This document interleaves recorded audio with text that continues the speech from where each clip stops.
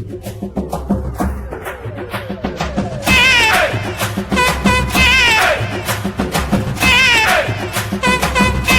இன்றைக்கி பருப்பு யூஸ் பண்ணாமல் எப்படி ரோட்டு கடை சாம்பார் செய்யலாங்கிறது தான் நம்ம பார்க்க போகிறோம். இது ஒரு சிம்பிள் மெத்தடு தான். இதில் 2 மீடியம் சைஸு தக்காளி எடுத்துருக்குறோம். அது கூடவே 2 பெரிய வெங்காயம் சின்ன சின்னதாக கட் பண்ணியிருக்கிறோம். காரத்துக்கு 3 பச்சை மிளகாய் நம்ம எடுத்துருக்குறோம். இது கூடவே 10 பல் பூண்டும் நம்ம சேர்த்துக்கலாம்.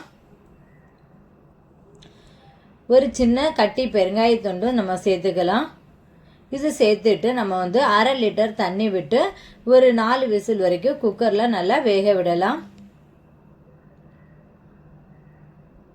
இது வேகட்டும். நம்ம ஒரு பக்கம் பார்த்தோம்னா இதுக்கு தேவையான கடலை மாவை நம்ம நல்லா கரைச்சிக்கலாம்.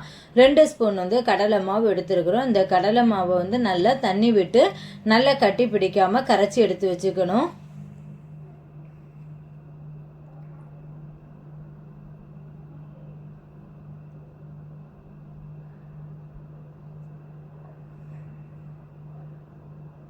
இந்த மாதிரி நம்ம கரைச்சி எடுத்துக்கணும். இனி இது ஒரு பக்கம் வச்சுட்டு நம்ம ஒரு கடாயை எடுத்துட்டு அதில் நம்ம என்ன ஆயில் யூஸ் பண்ணுறோமோ அந்த ஆயில் 2 ஸ்பூன் விட்டுக்கலாம். அதில் 1 ஸ்பூன் கடுகு விட்டு நம்ம தாளிச்சிக்கலாம். கடுகு பொரிஞ்சதுமே இது கூட 1 ஸ்பூன் ஜீரகம் சேர்த்துக்கலாம்.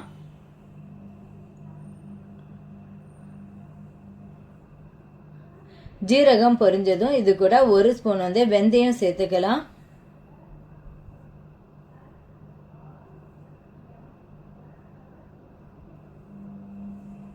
இது கூட 2 வரமிளகாய் வாசனைக்கு தேவையான கருவேப்பிலையும் போட்டுக்கலாம்.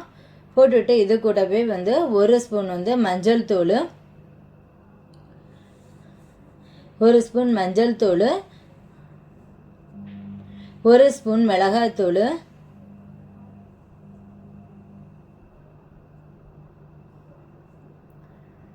2 ஸ்பூன் சாம்பார் பொடி சேர்த்துக்கலாம்.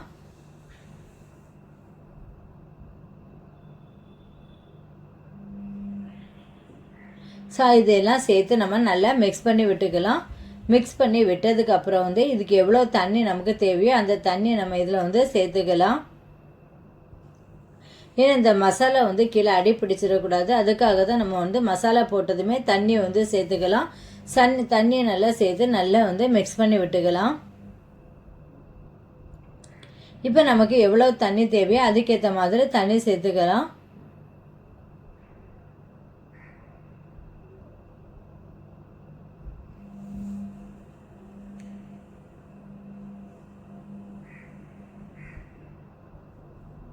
இனி நம்ம கரைச்சி வச்சிருக்கிற கடலை மாவை இதில் சேர்த்துக்கலாம்.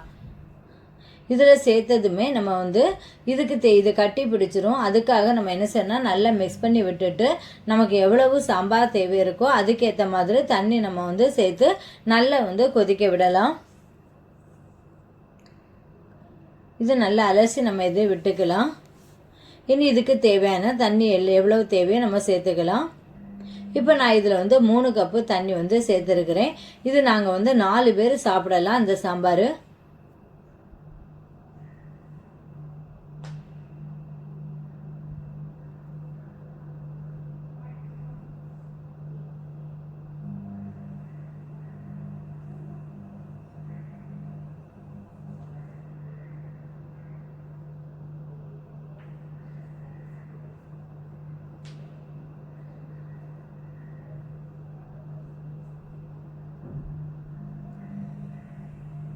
இனி இதை நம்ம நல்லா கொதிக்க விடலாம். கீழே கட்டி பிடிக்காத அளவுக்கு நம்ம நல்லா கரைச்சி விட்டுட்டே இருக்கணும். ஏன்னா கடலை மாவுனால கொஞ்சம் கீழே கட்டி பிடிக்கும்.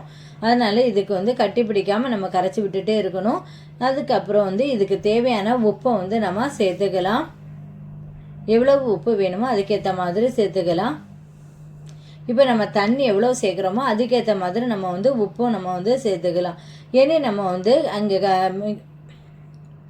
இதில் நம்ம குக்கரில் நம்ம எதெல்லாம் வேக வச்சுருக்கோம்னா தக்காளி வெங்காயம் வேக வச்சுருக்கோம். அதை நல்லா ஒரு மத்து வச்சு நல்லா கடைஞ்சிட்டு இதில் நம்ம என்ன சேர்த்துக்கலாம்னா இந்த கடலை மாவு கரைச்சி வச்சு இந்த சாம்பார் சேர்த்து வச்சுருக்கோம்ல இதில் நம்ம சேர்த்துக்கலாம். இதை சேர்த்துட்டு நல்லா நம்ம கொதிக்க விடணும். ஏன்னா நல்லா சாம்பார் நல்லா கொதிச்சாதான் நமக்கு வந்து டேஸ்ட் வரும்.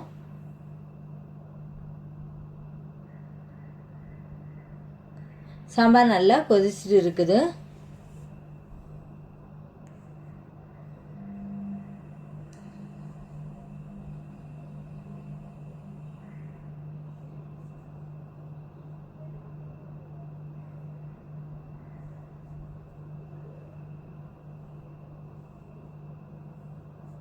சாம்பார் நல்லா கொதிச்சாச்சு. நம்ம வந்து இறக்குற ஸ்டேஜில் வந்து என்ன பண்ணணும்னா நம்ம வந்து ஒரு கை அந்த மல்லி இலையை வந்து நல்லா சின்ன சின்னதாக கட் பண்ணிவிட்டு இதெல்லாம் நம்ம சேர்த்துக்கலாம். இப்போ மல்லி இலை நம்ம போட்டாச்சு. போட்டு ஒரு 5 நிமிஷம் நம்ம வந்து ஸ்டவ்வில் சிம்மில் போட்டுவிட்டு நம்ம வந்து ஸ்டவ்வை வந்து ஆஃப் பண்ணிக்கலாம். இப்போ வந்து நமக்கு சாம்பார் வந்து ரெடி ஆயாச்சு. இந்த சாம்பாரை வந்து நம்ம இட்லிக்கு வந்து நம்ம சுட சுட வந்து இட்லி கூட வச்சு சாப்பிட்டோம்னா ரொம்பவே டேஸ்ட்டாக இருக்கும், நல்லாவே இருக்கும். நீங்கள் வந்து உங்கள் வீட்டில் வந்து செஞ்சு பாருங்கள்.